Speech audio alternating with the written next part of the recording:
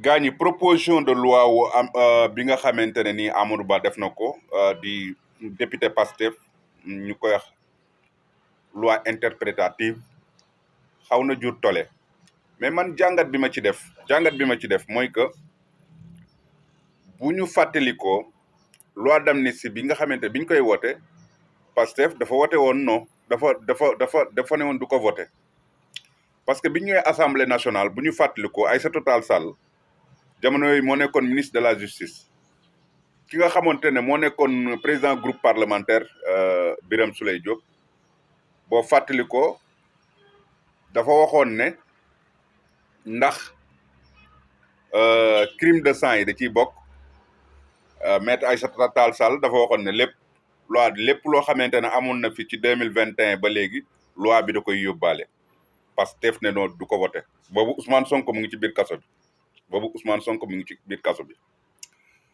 donc comme jamono jooju Benno Bokk Yaakaar moo nekkoon majoritaire biir assemblée nationale loi bi ñu voté ko loi bi daal di jàll mais léegi ñi bu ñu faloo gis ne ñoom loi bi peut-être bañ koy doxalee nañ ko noo xamante ne nii ñoom crime de sang yi ñoom d'accorduñ ci woon yu ci bari d'accorduñ ci woon waa léegi ñoom su fekkee ne ñoom ñu nekkoon minoritaire léegi ñoo nekk majoritaire est-ce que duñu def loi interprétative bi pour que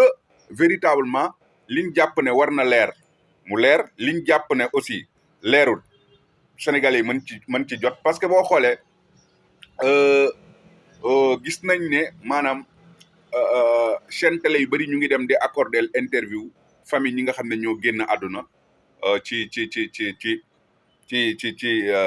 ci manifestation yi mais famille boo ci dem famille boo ci dem da ngay dégg ne ay waajuram dañuy wax ne na lu maanaam justice dafa war a def liggéeyam pour que véritablement ñi xam ñi rey ñan ñoo nekkoon aux commandes waaw neen moo ne mais am na ñu ci bari ñu wax ne voilà loi bi su amee dañuy saraxe force de l'ordre yi am na ñu wax ne sax dañu ciblé peut-être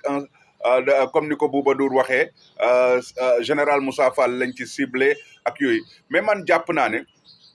ñee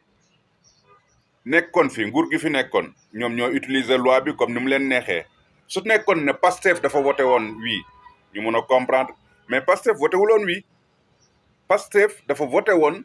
dafa ne woon du voté loi bi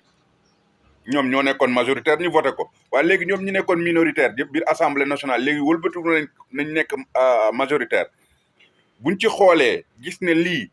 bu amee dina am ay kilifa ci biir dëkk bi ñoo xamante ne nii bu